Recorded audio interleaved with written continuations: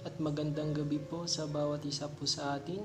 Muli po, welcome to the Voice of Hope channel. Ako nga po ang inyong pong lingkod, Brother Jerome Diamante III. Ngayon po tayo po ay muling nagsama-sama at mag-aaral po ng salita ng Panginoon. Ngayong araw po na ito, bago po tayo magpatuloy, tayo po ay manalangin. Ama namin sa langit, maraming salamat po sa araw na ito na inyo pong ibinigay sa amin, na muli po kami mag-aaral ng inyo pong salita. Kami po ay inyo pong gabayan, ikaw po manguna sa aming pong buhay, at patawad po saan man po kami nagkamali at nagkasala, sa pangalan po ng inyong anak na si Jesus. Amen. Ayan mga kaibigan, mga kapatid, kamusta po kayo? Kahapon po ang ating pong pinag-aralan ay tungkol po sa ang Panginoon ay ating pong kaibigan. Ibig sabihin, natutunan po natin na ang Diyos o ang Panginoong Hesus ay mapagmahal po sa atin. At siya po ay ating pong tinuturing na kaibigan, na mahal niya tayo at tayo ay dapat maglingkod sa Kanya ayon po sa Kanyang kagustuhan o kautusan. Ngayon naman po tayo po ay mag-aaral na ang pamagat po ay Careful Habits Ensure Good Health. Pag-uusapan po natin yung kalusugan. Bakit po ba sa isang Christian world o isang Christian community ay napakahalaga po ng kalusugan sa mga tao? Sabi po sa Jeremiah chapter 30 verse 17, ang sabi po rito, sapagkat panunumbalikin ko sa inyo ang kalusugan at pagagalingin ko ang iyong mga sugat. Ibig sabihin mga kaibigan, nilikha ng Panginoon ang mga gulay, mga prutas upang makatulong po sa atin.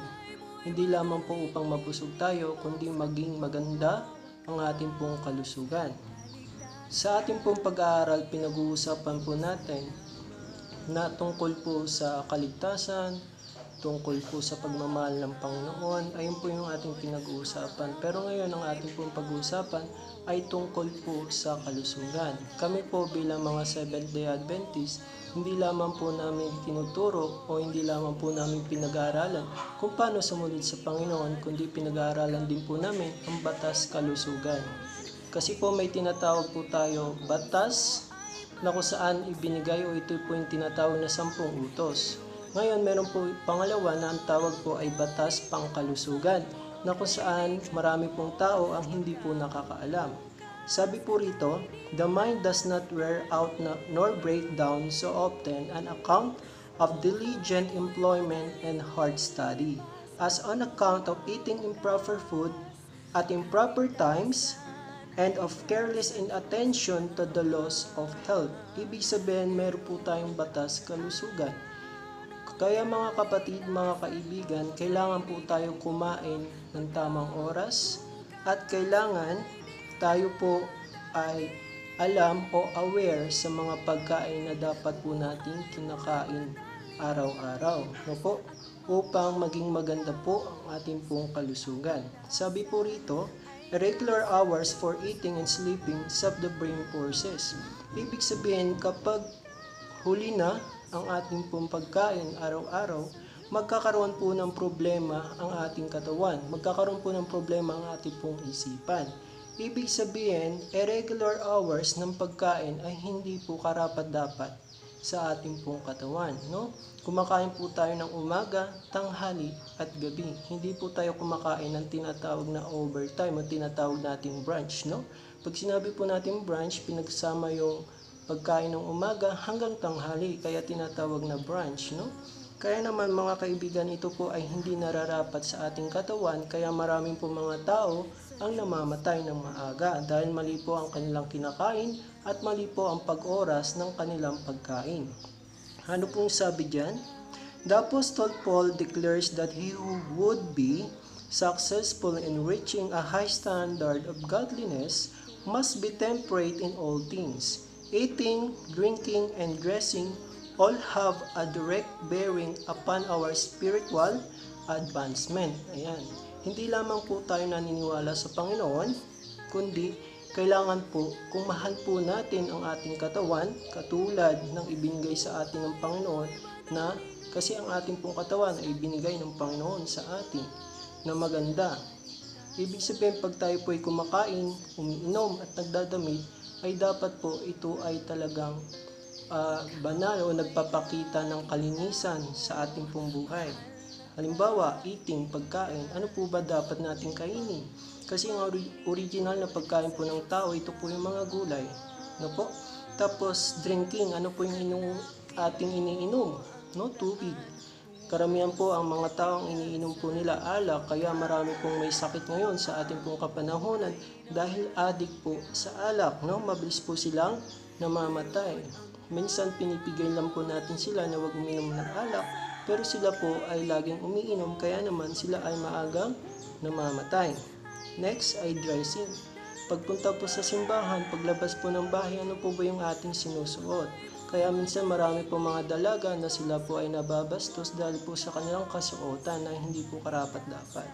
Kaya naman iwasan po natin ang pananamit, lalo na sa mga kabataang babae, pananamit na maikli. Kasi minsan ang mga kalalakihan ay kahit talagang lumagpas na yung babae, talagang titingnan pa rin talaga nila, no po?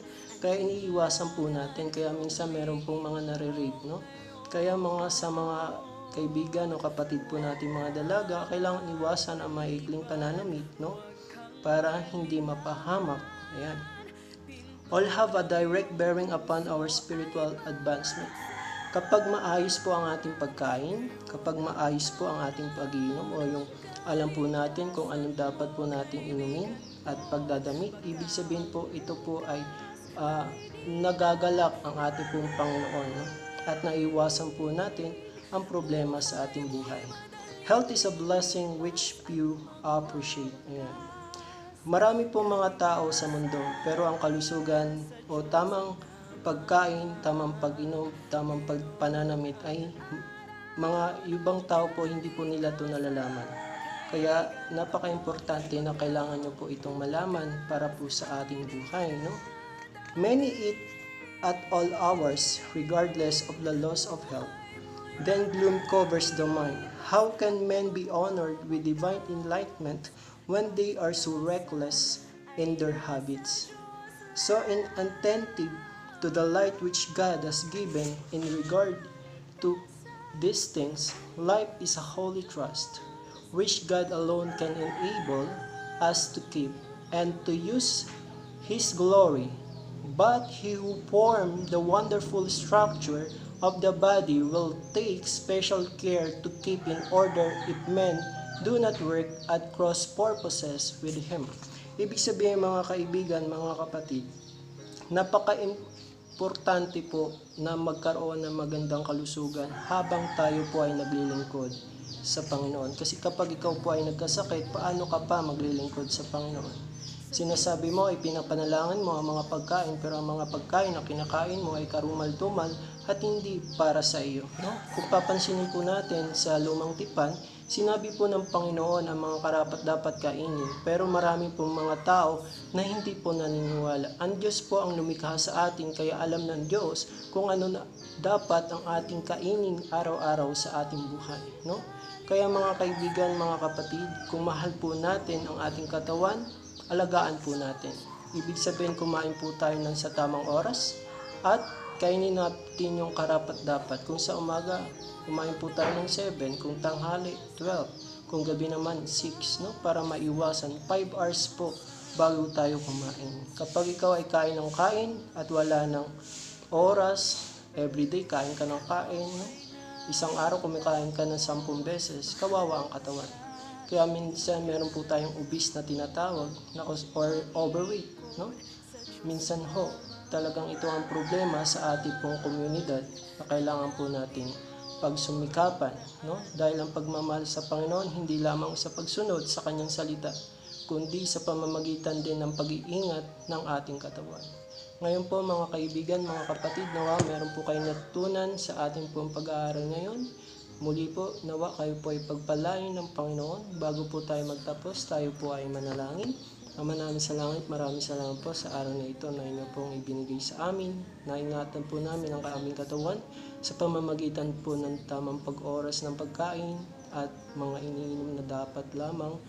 At Ama, sa pananamit din po Ama, tulungan niyo po kami na sundin po ang batas ng pangkalusugan Matulungan niyo po kami at tinataas ko po sa inyo ang may mga problema, ang may mga suliranin, ang may sakit.